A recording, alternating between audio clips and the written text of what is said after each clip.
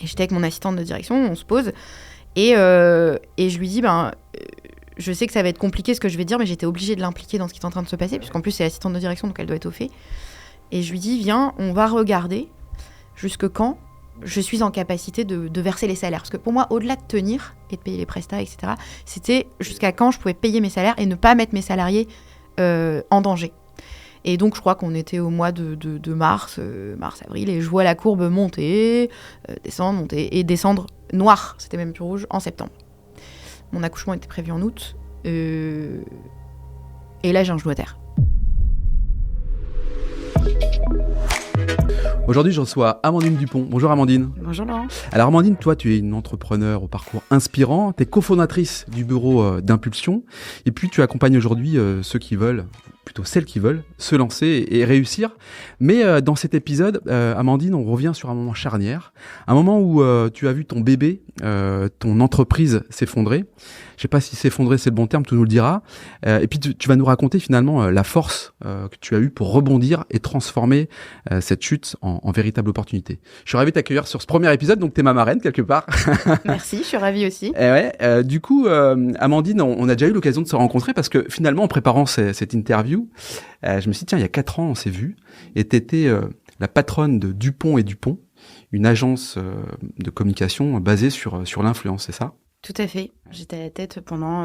l'agence a duré 9 ans. Ouais. Et c'était une agence, en effet, experte du marketing d'influence. Donc vraiment une agence de com de niche sur ce média. À l'époque, tu étais une jeune entrepreneur. Tu démarrais.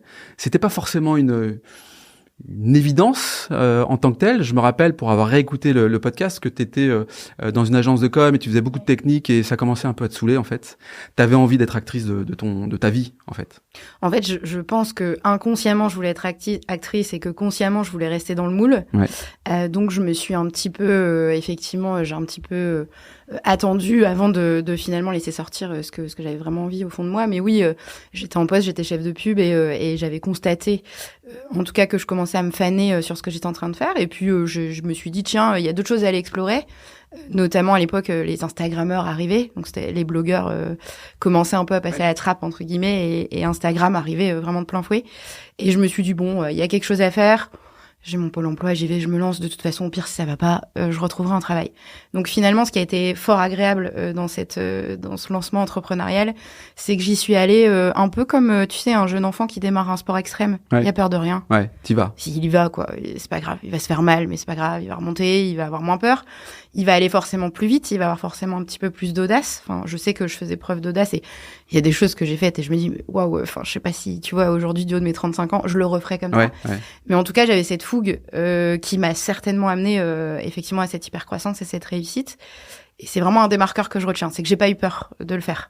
Et à quel moment, tu sais, parce que souvent quand on crée sa boîte, on y va tout feu tout flamme, et puis au bout d'un certain temps, on se dit oh là là, les difficultés commencent à arriver, ça commence à être un peu plus chaud, les responsabilités aussi pèsent un petit peu, les collaborateurs qui intègrent tout ça. Du haut de tes combien, 35 ans t'avais à l'époque ? J'ai 25 ans. 25 ans, ouais. J'en ai 35 aujourd'hui. Oui, pardon. Ouais, voilà. Ouais, j'ai créé, j'avais entre 24 et 25 ans. J'ai eu 25 ans après quand la boîte a été créée. Ouais. On dit souvent qu'il n'est jamais trop tard ou jamais trop tôt pour créer sa boîte. 25 ans pour toi, c'est aucun regret par rapport à ça. J'imagine que dans le cycle de vie de vie de quelqu'un, d'une femme, d'un homme, en fait, ça fait partie. Les difficultés font partie de la vie. Néanmoins, à 25 ans, on est quand même costaud par rapport à ça ou pas ? Je sais pas. En fait, je sais pas t'expliquer si c'est le terme.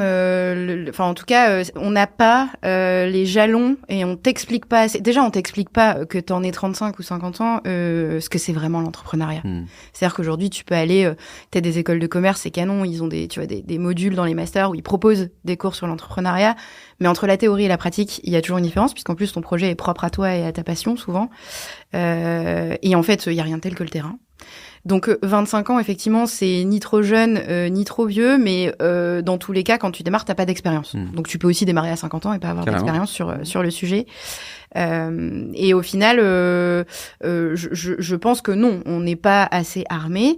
Je pense qu'après, c'est un peu l'image effectivement de je saute de la falaise et je construis l'avion pendant la chute. C'est ce que tu m'avais dit en fait il y a 4 ans. Tu m'avais dit je saute de la falaise et je construis l'avion en plein vol en fait. C'est vraiment comme ça que je dois m'efforcer en fait à. Il faut t'efforcer, donc c'est assez. Je pense que au-delà d'être solide, il faut avoir beaucoup d'énergie parce qu'en fait tu as quand même des micro chutes, des choses qui peuvent te décevoir. Il y a des projets qui se déroulent pas comme tu as envie, et c'est là en effet sur la prise de responsabilité et là où tu te rends compte où finalement ce que tu as construit, ça devient quelque chose qui va demander beaucoup plus de structuration, de besoins. Moi, je l'ai senti vraiment au bout des 2-3 ans de la société. Tu crois pas que à un moment donné, on avait tous tendance à dire allez, tous dans l'entrepreneuriat, c'est top, c'est fun, c'est cool, vous allez décrocher de l'argent et tout, enfin, c'est génial.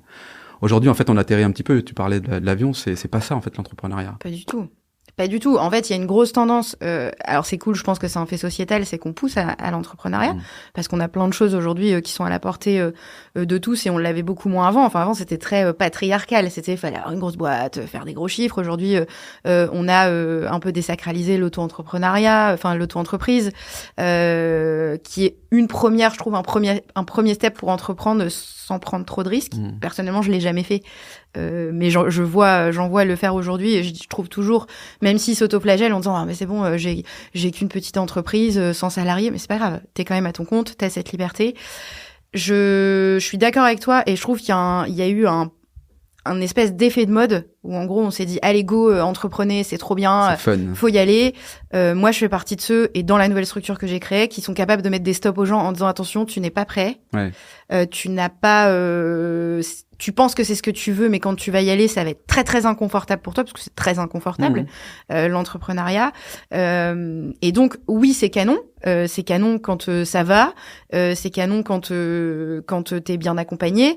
Ça l'est moins quand tu as un petit peu des chemins semés d'embûches.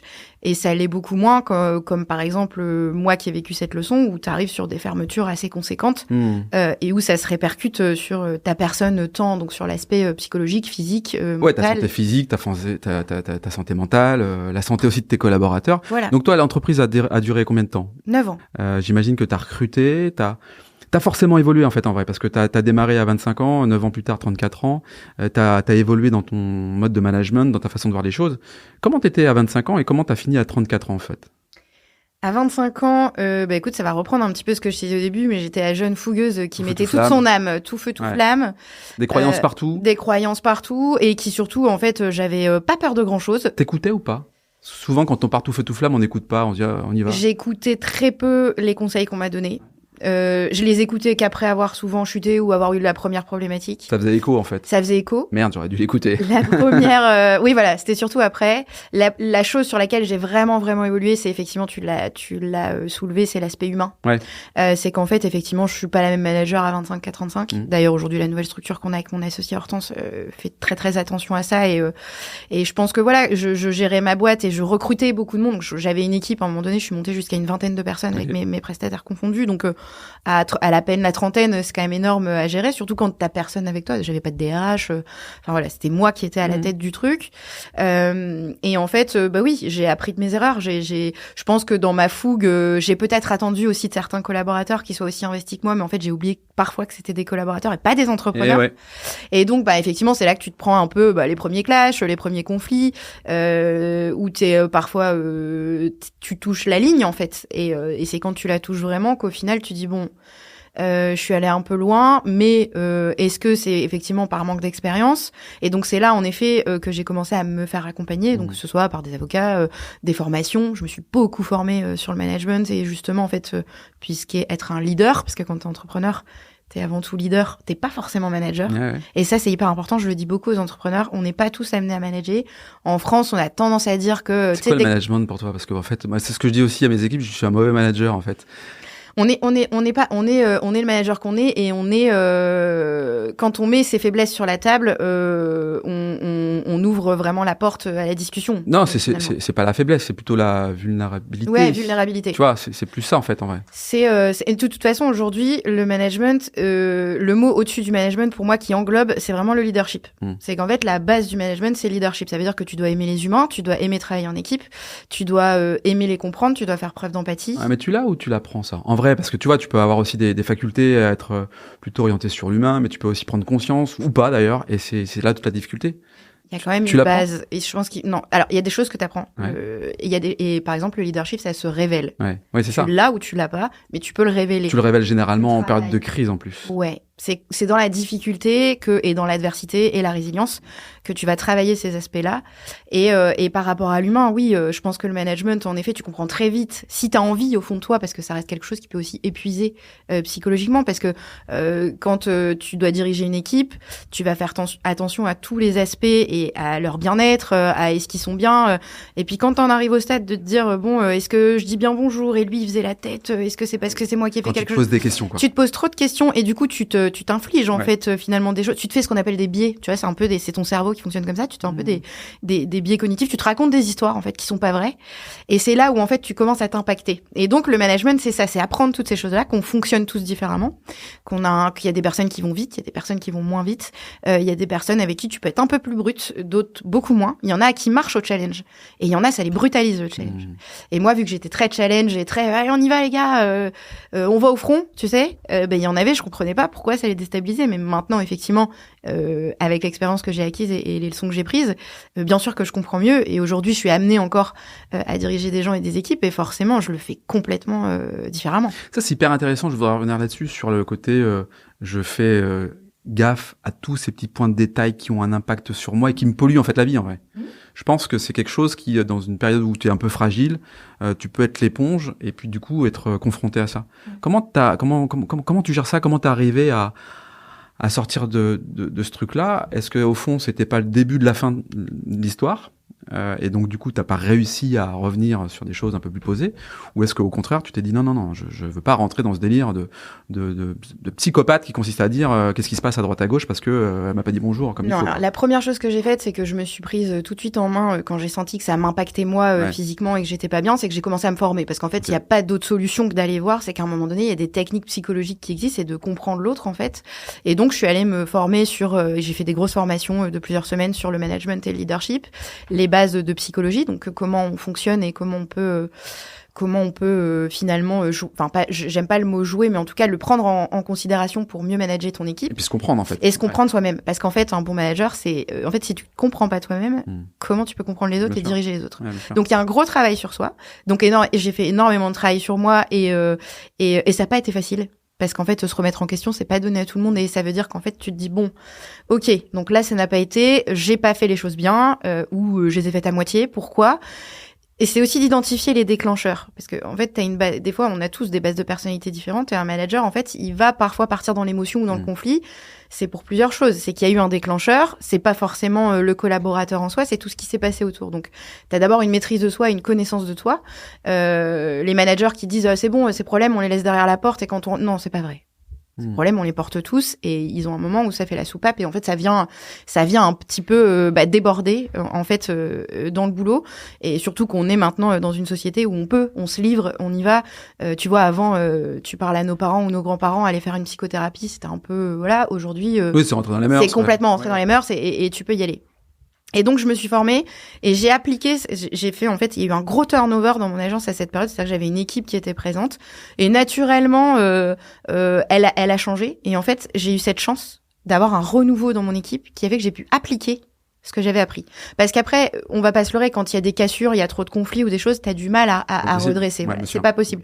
Même si ça s'est toujours plus ou moins bien passé et que j'ai toujours fait en sorte que les personnes qui partaient de chez moi partent en disant j'ai appris quelque chose. Oui, elle a pas toujours été cool, ou après on reste le patron, hein, tu vois, à un moment donné t'as un peu cette image et cette étiquette, tu peux pas te l'enlever. Par contre, effectivement, c'est terrible d'ailleurs, parce que ça peut être une lutte en fait, de se dire mais je suis ton patron, mais en même temps arrête de me parler comme un patron, parce qu'en fait ça crée de la distance.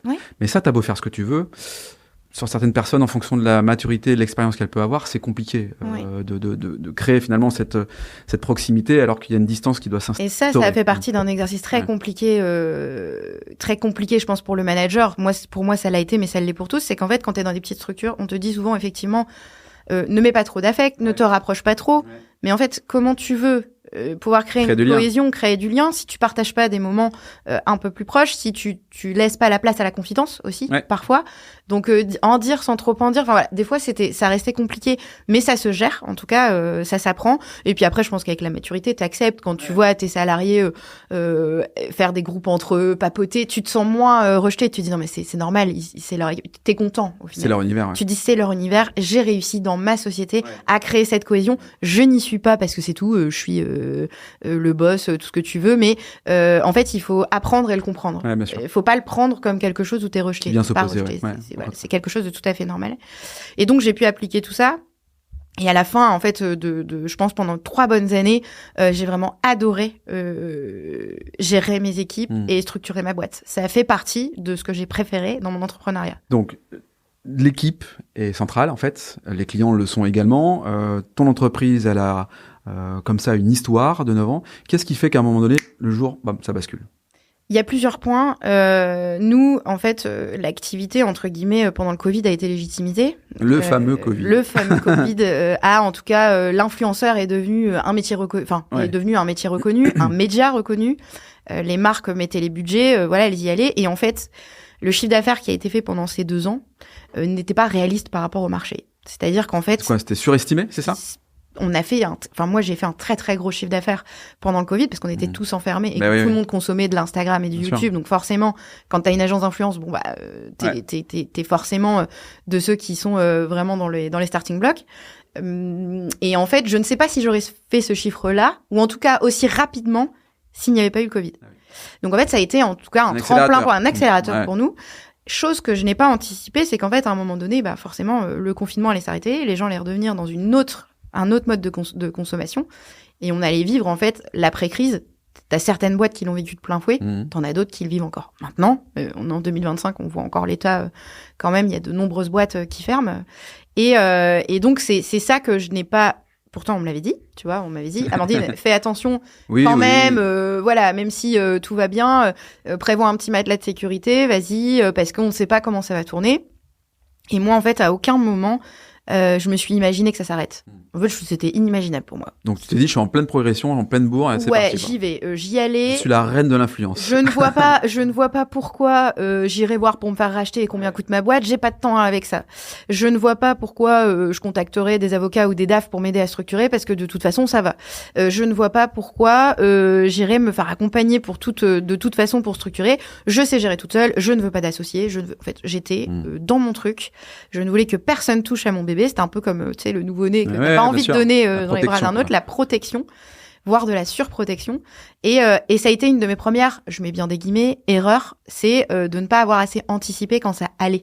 Parce qu'en fait, et c'est le conseil que je donne aujourd'hui aux entrepreneurs avec qui je travaille, aussi aux salariés à responsabilité, c'est pas quand ça va pas que tu dois agir, c'est quand ça va. C'est clair. C'est tout le temps quand quand ça va. Quand t'as de la trésor, quand t'as un petit peu de vision, c'est à ce moment-là qu'il faut se projeter, évidemment. Exactement. Quand ça va pas, c'est trop tard. Quand ça va pas. Et au fond, c'est ce qui t'est arrivé. Et c'est ce qui m'est arrivé. En fait, ce qui s'est passé, alors il y a plein d'éléments. Il y a ce côté-là, il y a l'après-crise. Donc en fait, ce qui s'est passé, c'est que l'influence a été aussi beaucoup internalisée chez les marques. C'est un métier qui a été énormément structuré. On a travaillé avec Bruno Le Maire sur des lois pour structurer l'État, en faire devenir un média vraiment reconnu. Et en fait, il y a plein de choses qui sont venues sur le marché, en tout cas structurer la chose. Et le premier élément qui m'a mis la puce à l'oreille, mais qui ne m'a pas mis un genou à terre, c'est que j'avais une liste de 15 prospects. J'ai travaillé pendant à peu près 7 ans, 8 ans sans prospecter. Tout venait de manière naturelle. C'était quand même un luxe. Et c'est pour ça que je te dis que ça fait partie. Oui. Et quelle erreur. Parce qu'en fait, je prospectais indirectement en faisant des conférences, en vendant à des événements. Mais en fait, je n'ai jamais été, c'est pas grave. Mais quelle erreur, en fait. C'est après coup. Ouais, mais quelle erreur. Parce qu'en fait, au final, pareil, c'est pas parce que ça vient que tu ne dois pas aller chercher. Non plus. Surtout pas. Et ça fait partie aussi de mes erreurs. C'est qu'en fait, commercialement, puis en plus, alors, le truc, c'est que j'étais toute seule à ramener à manger, entre guillemets. Donc, tu t'es pas un poulpe, tu peux pas être partout. Et donc, j'arrivais pas à structurer ma stratégie commerciale et à gérer mes RH et à faire ma compta et voilà. Toutes les merdes qui arrivent, tout ça, quoi, ouais.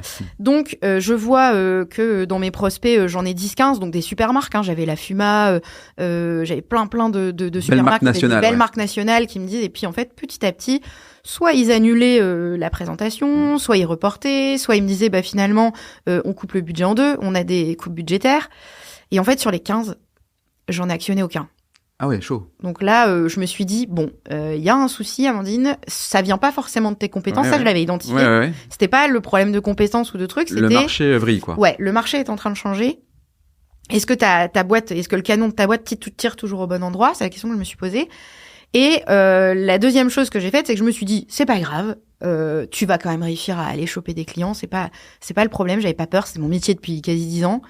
J'ai gardé mes équipes telles quelles. J'ai pas voulu réduire la voilure. J'ai pas voulu réduire la voilure. Je ne me voyais pas faire ça puisque en fait pour moi, et le pire c'est que quand j'étais allée voir mon cabinet comptable à l'époque, il me dit ah non mais Amandine, tout va bien pour vous, vous en êtes pas là. Okay. Donc quand des professionnels de la finance tout ça te disent non t'y es pas, tu fais confiance, tu te dis bon ça va aller quand même. Tu veux dire qu'il faut quand même sentir le terrain quoi. Et pas forcément écouter, en disant là. C'est ce qui se passe quand t'es entrepreneur, c'est ce qui se passe dans tes tripes, en fait, dans ton cœur. Si tu sens qu'il y a un truc qui couac, c'est qu'il y a un truc qui couac. Ou qui va bien. Ou qui va bien, c'est que ça va bien. Et en fait, donc j'ai pas voulu réduire, j'ai pas voulu licencier, j'ai pas voulu, enlever mes alternants, puis prendre de stagiaires. J'ai voulu garder, en fait, finalement, ce qui faisait aussi, comme tu dis, l'humain était au cœur de mon activité. Donc je me suis dit, c'est pas grave, je vais y arriver. Et puis la vie m'a donné un deuxième très beau cadeau caché puisque je suis tombée enceinte de mon deuxième petit garçon donc en 2022 et j'ai été très très malade.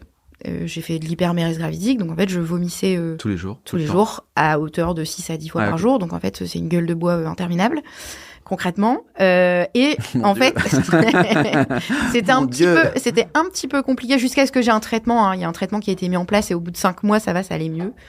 J'allais travailler, mais physiquement, c'était très, très compliqué. Donc, tu dois gérer une entreprise, une équipe, des difficultés de business, un joyeux événement, mais qui, contraint par des symptômes de vomissement, t'amène à dire, waouh, compliqué. Et un autre petit garçon qui a 1 an et demi à côté des Et un autre petit garçon. Donc, en fait, tout en même temps, je me suis dit, là, toi qui aimes bien le challenge, il y en a beaucoup. Et c'est tout, j'ai pas... Je me suis dit, tu vas y arriver. De toute façon, tu l'as fait une fois, pourquoi pas deux? J'avais fait avec Ellie, mon premier petit garçon, donc je vois pas pourquoi j'aurais pas réussi avec la deuxième grossesse. Et il y a eu un autre élément qui a commencé à me plier un petit peu. C'est qu'à l'époque, donc j'avais structuré avec beaucoup de chefs de projet et j'avais mis quelqu'un entre mes chefs de projet et moi, donc un responsable de clientèle. Et puis ce responsable de clientèle s'en va très bien, en bonne entente, etc. Il arrête son contrat. Et en fait, je me dis, financièrement, tu peux pas le remplacer. Toi, est-ce que tu vas savoir refaire les deux, c'est-à-dire gérer la prod et la chefferie de projet, toute la team, et aller chercher à manger, et être enceinte, et voilà. Et je me suis clairement dit, tu n'y arriveras pas, mais de toute façon, tu n'as pas le choix. Ok. Donc là, mode survie, quoi. Mode survie. Donc là, j'enclenche le mode survie. Et je me rends compte, effectivement, les mois arrivant, que je signe des dossiers, mais j'avais des clients qui, par exemple, me signaient des contrats à 150K annuels, ils revenaient vers moi en me disant, là, on a 30 000 euros. Par contre, effectivement, on divise par 3 ou 4, en fait, même en marge, on va pas être bon. En fait, il y en a que j'ai refusé, il y en a que j'ai dû refuser. J'ai dit, en fait, je vais pas vous les prendre parce que, en fait, nous, ça va pas être rentable pour nous et pour vous, ça va pas être agréable. Voilà. Donc, c'était très aussi déstabilisant commercialement parce qu'en fait, tu te dis, super, en fait, comment on transforme ça et comment on garde le cap. Et donc, je commence à rentrer un petit peu en prise de hauteur. Donc, je regarde la boîte de haut et je me dis, est-ce que tu as encore des possibilités de faire des choses? Et je commence à me dire, tiens, je vais appeler pour me faire racheter. Donc, j'appelle des contacts dans des groupes médias, d'autres agences qui étaient OK sur le principe pour me racheter, mais qui m'ont dit, écoute, Amandine, ça peut prendre jusqu'à 2 ans, un rachat. Et puis, tu vas devoir rester à la tête. Donc, je découvre un peu, effectivement, j'étais au fait quand même, je connaissais, mais je me dis, au vu de la situation, est-ce que tu as le temps de faire un rachat? Je l'avais fait, c'était cool, j'ai eu des super contacts, mais je me suis dit, ça risque d'être un peu long, mais j'avais posé les graines. Et je me pose, donc à l'époque, j'avais pris un DAF pendant 1 an, parce que quand j'ai senti en effet que je commençais à être seule, etc., j'ai pris donc un directeur administratif et financier qui pendant 1 an m'a aidé à structurer, à voir, à aider à payer. Et en fait, on a commencé à avoir des marqueurs du style, fallait faire des runs de paiement beaucoup plus espacés, on commençait à avoir des retards. Donc là, en fait, finalement, tu peux plus mentir. Tu sens les choses arriver, en fait. Tu sens les choses arriver, tu dis aux autres, bon, alors on a encore des sous, vous inquiétez pas, mais c'est juste qu'on doit faire des gros roulements. Comment tu vis intérieurement les choses? Parce que là, bon, tu déroules l'histoire, mais au fond de toi, comment tu vis le truc? Parce que en vrai, tu peux aussi te mentir à toi-même ou arranger la vérité ou essayer de faire bonne figure, bonne mine devant l'équipe parce que tu peux pas non plus envoyer des indicateurs qui sont mauvais. Comment intérieurement tu vis le truc? Tu te prends quand même un uppercut, quoi. Ouais. En vrai, tu te prends un uppercut devant tes salariés, tu montres rien. Enfin, moi, j'ai le souvenir que j'en ai, c'est que il y a 5-6 mois, j'avais pas l'impression de leur mentir, mais je restais robuste, un peu comme le capitaine du Titanic, quoi. Ouais. Tu vois, qui reste jusqu'au bout. C'est pas grave, on s'est pris l'iceberg, mais on y va, quoi. Je suis le capitaine, donc j'ai pas le choix.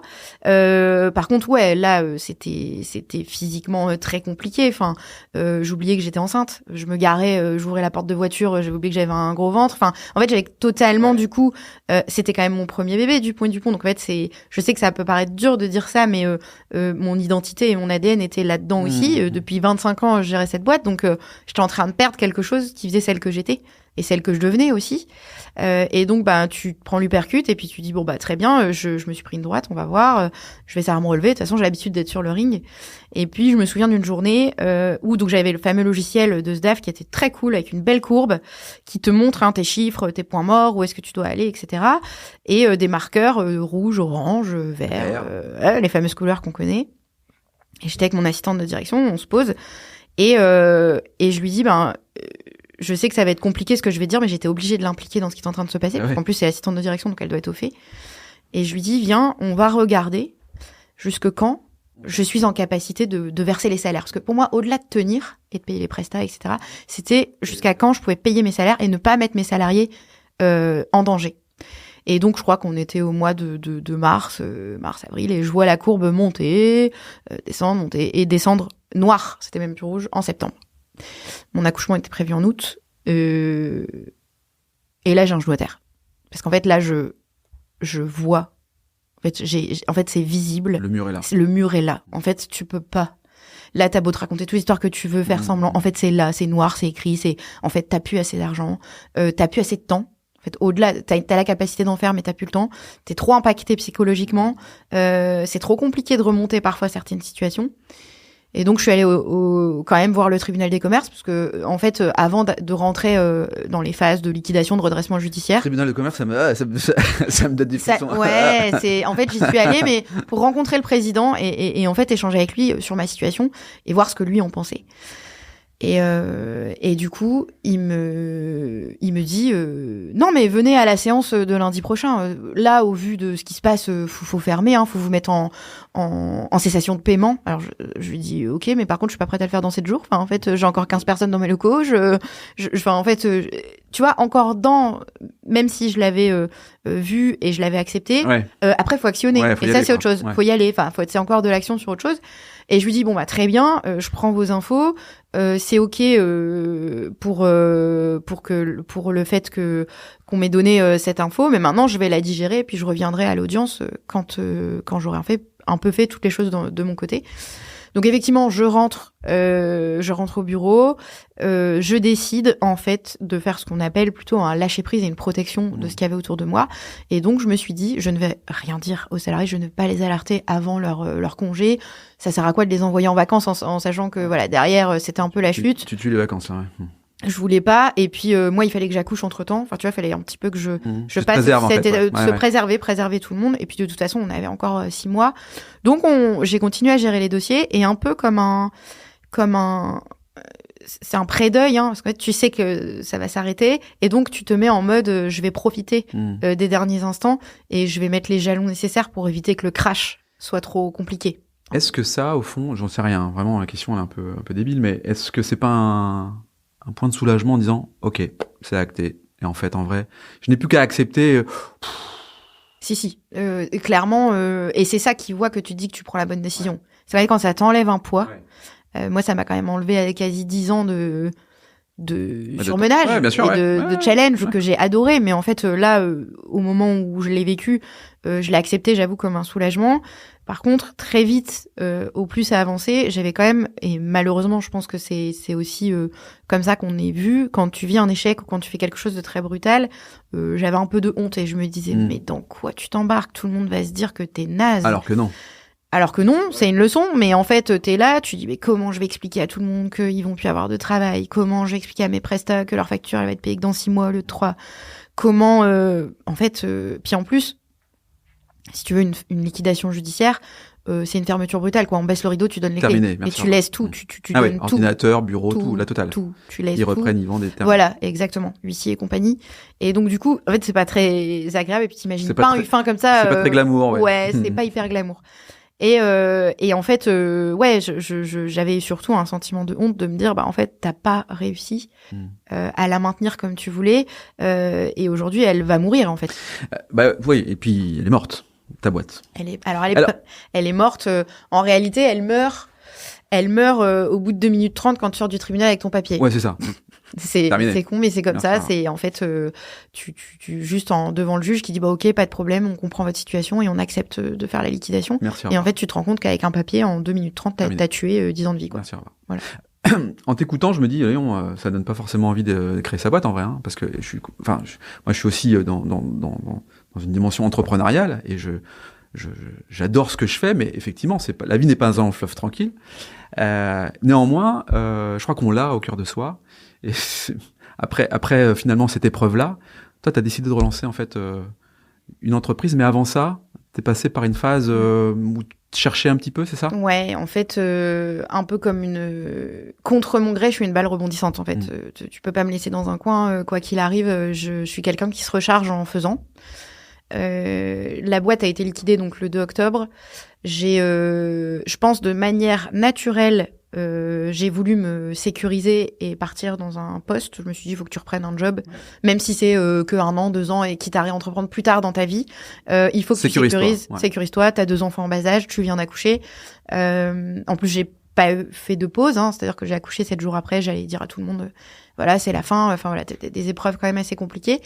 Et donc j'ai commencé à postuler un peu partout, j'ai passé des entretiens très vite.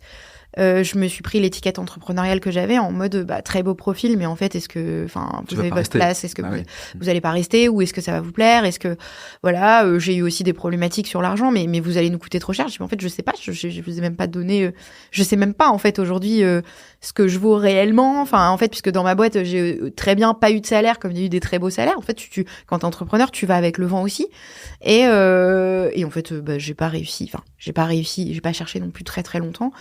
Mais je me suis confrontée à quelque chose qui m'a fait perdre confiance en moi. Où je me suis dit, tu sais, je partais en mode, de toute façon, t'as été entrepreneuse, c'est bon, tu vas vite être embauchée. Mais non, pas du tout. Mais pas du tout. C'était le deuxième mur que je me suis pris après la liquidation en me disant, bah non, en fait, ça va pas être si facile que ça. Pourquoi ? Parce que tu fais peur ? Parce que finalement, on pourrait se dire, oh là là, va chambouler les choses. Parce que quoi, en fait ? Parce je pense qu'un profil entrepreneur qui a passé un certain nombre d'années à la tête d'une boîte, c'est quelqu'un qui est devenu un directeur général, qui est devenu un président. Qui a géré des comptes, qui connaît les comptes d'exploitation, qui met son nez partout.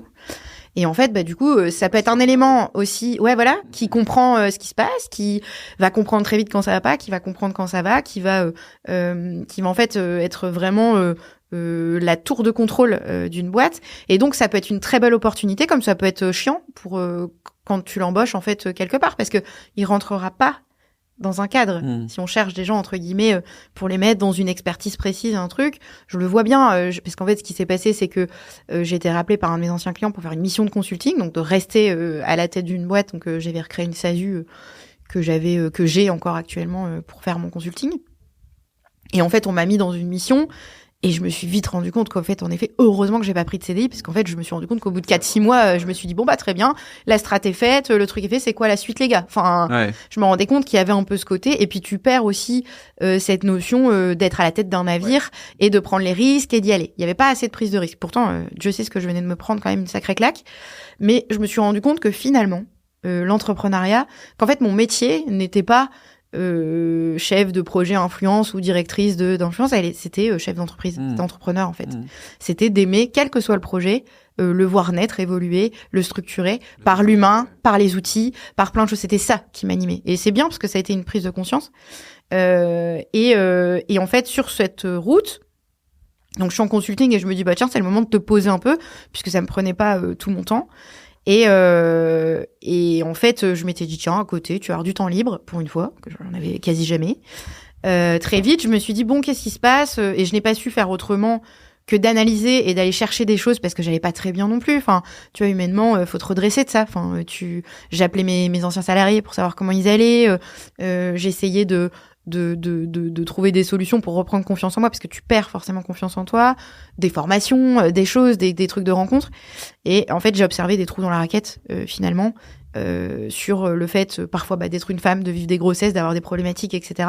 qui n'étaient pas forcément adaptées, des choses qui n'étaient pas adaptées, des enjeux. Et dans ma tête, il y a un espèce de projet qui commence à naître. Et je me vois noyer les poissons, quoi. En mode, non, certainement pas, Amandine. Arrête. Ne repars pas là-dedans. C'est hors de question. De toute façon, t'as pas d'argent, t'as pas le temps. T'es mère de 2 enfants. Tu sais, je me mettais finalement tous les arguments et un peu les étiquettes qu'on n'aime pas avoir finalement quand on entreprend. C'est l'île de la tentation, quoi. Exactement. C'était un peu le truc où, enfin, en fait, je sentais qu'il y avait quelque chose qui se ravivait, mais voilà, je m'interdisais en tout cas de le faire, de reprendre des risques. Et puis à côté, j'ai eu la chance de mentorer, d'être appelée par Eura Technologies et de mentorer quelques startups sur la structuration. Et en fait, là, ça a réveillé quelque chose en moi. Je me suis dit, ça y est, en fait, t'es parti réveiller le truc. Je me suis prise de passion et de plaisir à voir les autres entrepreneurs évoluer, à aussi, dans le cadre de ma mission de consulting, à aider des collègues qui avaient des problèmes managériaux, qui se posaient des questions sur leur posture, etc., à leur dire, bah attends, moi, tu sais, quand j'ai vécu ça dans mes équipes, voilà les exercices que je faisais. Et donc, finalement, de me prendre de passion pour tout ce qui est des ressources humaines, de la formation et du mentorat. Et donc, en fait, ça vient encore plus nourrir le truc où je me dis, il y a peut-être un petit truc à faire là, mais bon, je laisse le truc continuer à être sous l'eau. Et Hortense, qui est aujourd'hui mon associée, est une ancienne cliente de mon agence, puisqu'elle était directrice de la communication donc chez Sarbec Cosmétiques pour Corinne de Farm. On a travaillé 3-4 ans ensemble. On se connaissait sans plus, un petit peu aussi en perso, mais vraiment rien de foufou. Et elle se lance dans l'entrepreneuriat. Donc, déjà avant ça, ce que j'ai adoré, c'est qu'elle m'a envoyé un super message quand elle a vu que j'avais fermé. Et je m'attendais à un message comme ça, plutôt d'une personne très proche et pas d'Hortense. Ouais, donc des fois, ça révèle. Marqué. Ouais. En fait, ça a révélé un lien. Ouais. J'imaginais pas, en fait, qu'elle serait autant impactée par ma situation. Je me suis dit, c'était une cliente, elle s'en fout. Enfin, elle, ça change rien à sa vie. Et en fait, non, elle avait un rapport avec toi qui était différent. Elle a eu un rapport. Et elle m'a dit, elle m'a expliqué que j'avais été pour elle, entre guillemets, enfin, je le perçois comme ça, inspirante, que j'avais été très audacieuse et que justement il fallait pas que je perde espoir parce que ce que j'avais vécu. Et donc je me suis dit, attends, finalement ce que j'ai vécu, ça peut être quelque chose, ça peut être une histoire, ça peut être quelque chose qui va aider les autres. Et elle s'était lancée, et parce que j'adore voir les gens se lancer et je me dis que c'est hyper courageux, audacieux, dès que je peux aider, j'y vais. Tu vois, le moindre détail, le moindre truc, je vais booster. Et elle me propose en fait d'aller la rejoindre pour enregistrer un épisode de podcast avec elle, puisqu'elle était consultante en fait en personal branding, et donc elle créait pas mal de contenu dans le digital, dont un super podcast. Et elle me dit, je souhaite enregistrer un épisode. Est-ce que tu te sens prête de parler de ce qui s'est passé? Ce qu'on fait là. En sachant ce qu'on fait là. Là, nous, on a la chance aujourd'hui que j'ai eu le temps de le digérer, de recréer. Là, ça faisait 5 mois. Associé en plus. Voilà. Et là, pas de recul, très dans l'émotion, etc. Mais il y avait ce truc de, parce que c'était Hortense, parce que elle se lançait dans l'entrepreneuriat, et parce que j'avais cette impression avant tout de l'aider, je me suis dit, même si ça va être inconfortable, vas-y. De toute façon, t'as quoi à perdre, si ce n'est que de sensibiliser les gens à l'entrepreneuriat. Et comme tu dis, c'est pas toujours tout beau, tout rose. On va arrêter. C'est pas toujours rigolo. Et donc, on fait un déjeuner ensemble. Et avant d'enregistrer l'épisode, c'est ça qui était hyper rigolo, Hortense, qui finalement, je me rends compte, me connaît beaucoup plus que ce que je ne pensais, je lui raconte mes schmilblick en disant, je vais postuler là, je vais faire ça. Puis de toute façon, là, j'ai une mission de consulting, mais ça se peut que je sois embauchée en CDI. Puis elle me regarde, elle me dit, Amandine, tu vas pas me dire, tu vas pas me dire, et tu vas pas me dire que là, t'as pas un projet en tête. Alors je lui dis, donc là, je souris, et tu vois, instinctivement, je me dis, elle, je peux lui déposer, je peux y aller, je sens que je pouvais lui livrer finalement ce qui se réveillait en moi. Et je lui dis, écoute, j'ai fait un peu de mentorat, j'ai plein de nanas qui viennent m'écrire sur Insta pour les aider. Moi, je rêve d'un endroit, alors je sais pas comment ça va se matérialiser, comment ça va s'appeler, mais où il y a de la formation moderne, des masterclass à l'américaine avec justement des intervenants qui viennent sensibiliser et démontrer quelque chose avec du management moderne, parce qu'en fait, on a quand même une génération qui arrive qui est tout autre que de celle qu'on a connue. Il y a plein de nouveaux métiers. Je confirme aussi. Voilà, donc on est en plein dedans. Et en fait, il y a un petit peu un décalage quand même entre effectivement l'éducation nationale, ce truc-là. Eux, forcément, ils ont une base de programme. Et après, quand t'arrives dans l'entrepreneuriat, c'est plus tout à fait la même chose, ouais. C'est plus du tout pareil. Donc t'as ce que t'apprends à l'école et qui est très bien, et t'as ton programme et t'as ton truc. Et puis t'as ce que tu vis vraiment finalement quand t'arrives sur le terrain. Et je lui dis, donc je lui explique, et je lui dis aussi que je perçois que l'influence arrive beaucoup sur LinkedIn, et qu'en fait aujourd'hui, finalement, les mécaniques que j'avais vues sur Instagram sont arrivées sur LinkedIn, et qu'aujourd'hui tu peux aussi influencer de cette manière en B2B. Et donc hyper intéressant, parce qu'en fait t'as aussi un truc à prendre. Donc c'est sous le nom du personal branding, mais finalement c'est de l'influence de toi. Et je lui parle de tout ça. Et là, Hortense, ce que j'ai adoré, parce que en fait c'est ça, je pense, qui a fait que elle m'a emmenée, parce que elle a pas eu peur. Elle m'a dit, alors je t'explique, moi je suis en train de faire des trucs dans mon coin, mais bon, je pense que ça peut être bien qu'on le fasse à deux, non? Qu'est-ce que t'en penses? Pas mal, allez. Moi, go, vas-y, on se fait des sessions de travail, ça n'engage en rien. Viens, on commence à se faire des sessions et on voit ce qu'on peut faire. Et en fait, je pense que 2 semaines après, on a commencé les sessions. Et pendant 1 an, on a bûché et on s'est prise vraiment en fait, elle a rallumé, elle a pris le briquet, elle est partie rallumer le truc, quoi. Et en fait, c'était parti. Et effectivement, au bout de 1 an, et symboliquement, je sais plus si tu l'avais vu, mais on a ma boîte a été liquidée le 2 octobre et on a ouvert Bureau d'Impulsion le 2 octobre 1 an après. C'est pas fait exprès.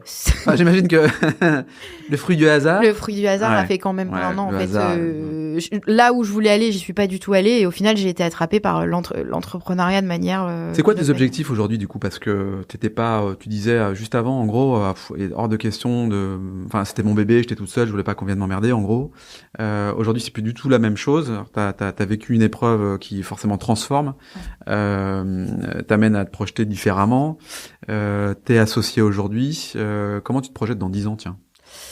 En fait, moi, il y a l'adage qu'on connaît tous, que je dis toujours, c'est que tout seul, on va plus vite, ensemble, on va plus loin. Donc ça, c'est quelque chose que j'ai forcément compris en ayant chuté, en étant toute seule, c'est que je sais que j'aurais pu vivre les choses autrement si j'avais été avec des personnes ou si j'avais accepté d'ouvrir un peu la porte. Et entretenir, en fait, et accepter la différence des uns des autres. Quoi. Exactement, et l'accepter. Et effectivement, je pense que l'association, tu me le remets il y a 5 ans, j'étais contre. Ouais. Mais qu'aujourd'hui, c'est quelque chose pour moi d'hyper d'indéniable. Ouais. Si tu veux porter des projets et aller loin, en fait, parce qu'à un moment donné, tout seul, on n'y arrive pas. Il y a des boîtes qui tiennent avec un seul directeur et directrice, mais ça reste dans un certain cadre. Si tu veux passer des plafonds de verre, t'as pas d'autre choix que d'être en équipe, en fait. Et ce que j'ai adoré et ce que j'adore aujourd'hui dans l'association, c'est que j'ai voulu le faire parce qu'à un moment donné, c'est dur d'entreprendre et tu pourras jamais partager un collaborateur, jamais partager un partenaire autant que tu partageras avec un associé parce qu'il est dans le même bateau que toi. Il prend les mêmes risques que toi et il a les mêmes envies que toi. Donc l'envie d'aujourd'hui, c'est Bureau d'Impulsion. Oui. Bureau d'Impulsion, c'est donc, comme son nom l'indique, un bureau qui vient impulser la dynamique entrepreneuriale, plutôt chez les femmes apparemment. Ouais, c'est un bureau dédié à la carrière des femmes, en fait, qui est avec 3 écosystèmes.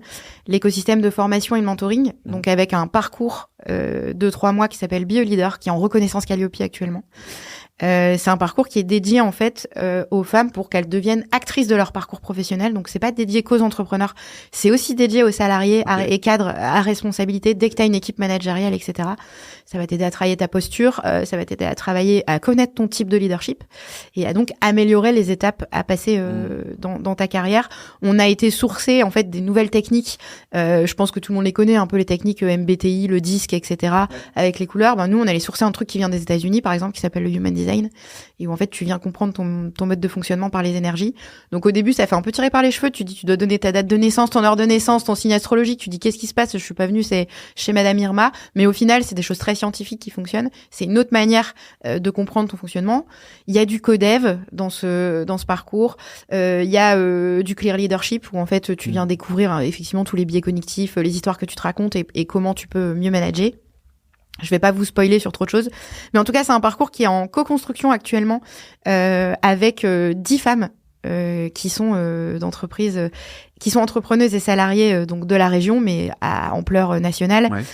Aujourd'hui, en fait, la force, c'est qu'on a récupéré un peu le réseau du Pont et du Pont pour venir faire tester ce parcours. Donc, on a du Décathlon, on a Vogue Coiffure, on a Rouge-Gorge. Enfin, voilà, on a des nanas, on a des belles marques qui nous ont laissé la possibilité, et surtout des nanas qui veulent nous soutenir dans ce projet en disant mais c'est canon ce que vous faites, finalement vous venez un peu dépoussiérer le truc et un peu l'assigner à une cible particulière, parce qu'en fait on aurait pu aussi l'ouvrir à tout le monde, mais c'est aussi une stratégie de boîte de se dire on a vu et on a vu des problématiques et des choses à régler parce que la place de la femme en entreprise a encore besoin d'évoluer.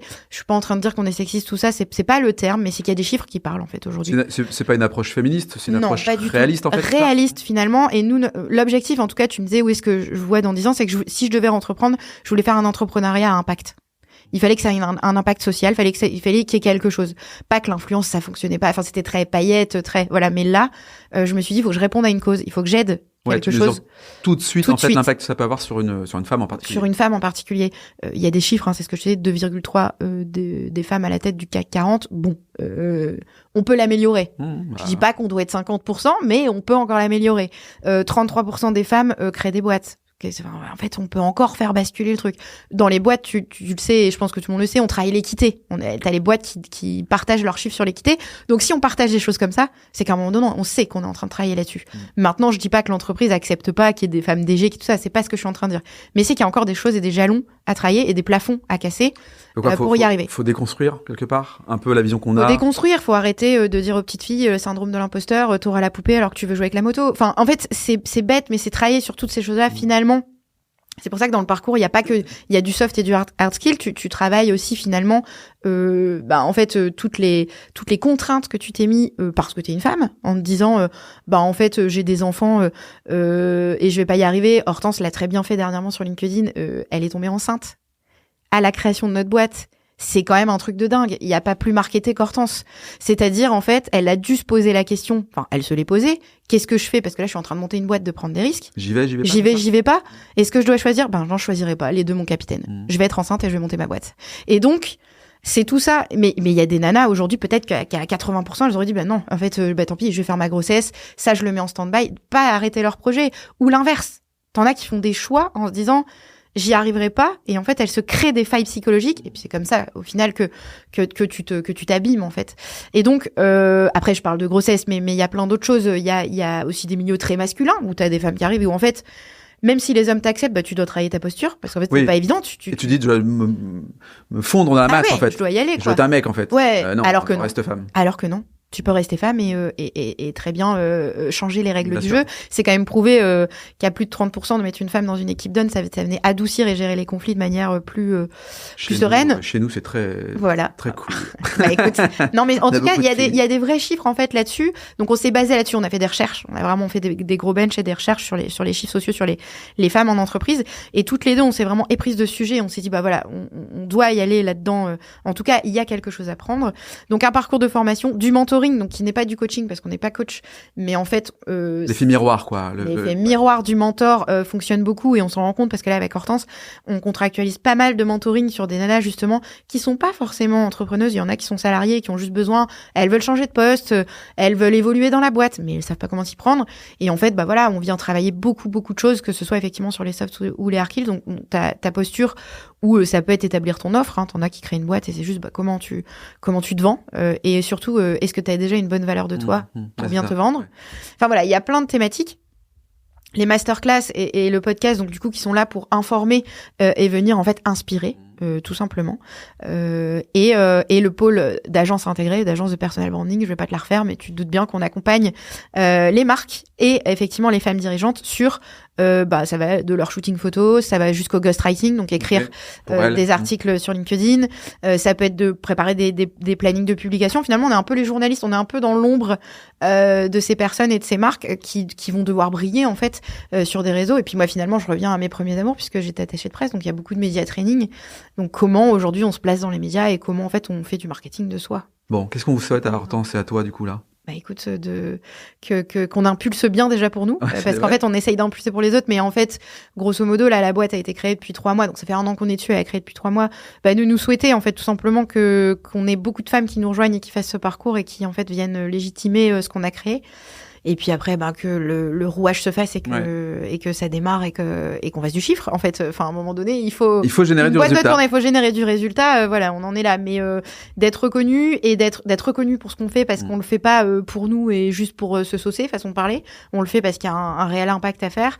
Et on est ouverte, en effet, à être accompagnée. On cherche à rejoindre des réseaux comme le réseau Nord Entreprendre. Enfin voilà, on essaye, on candidate, on y va, on construit, on fait des prix. En tout cas, on veut montrer qu'on peut y arriver et en fait d'aider les autres à aussi éviter la chute. Ça peut être pas mal. Bon, on te retrouve sur les réseaux sociaux, LinkedIn, Hortense et toi sur les réseaux sociaux. Un site internet en cours de construction ou pas ? On a un site, bureaudimpulsion.com. Voilà, tout simplement. Et puis du coup, je te remercie pour ce premier épisode. T'es la marraine, Merci. Quelque part. Merci Laurent. De ce premier épisode. Et puis on se retrouve bientôt pour la suite de tes aventures. Ouais. Merci à toi, Amandine. Merci.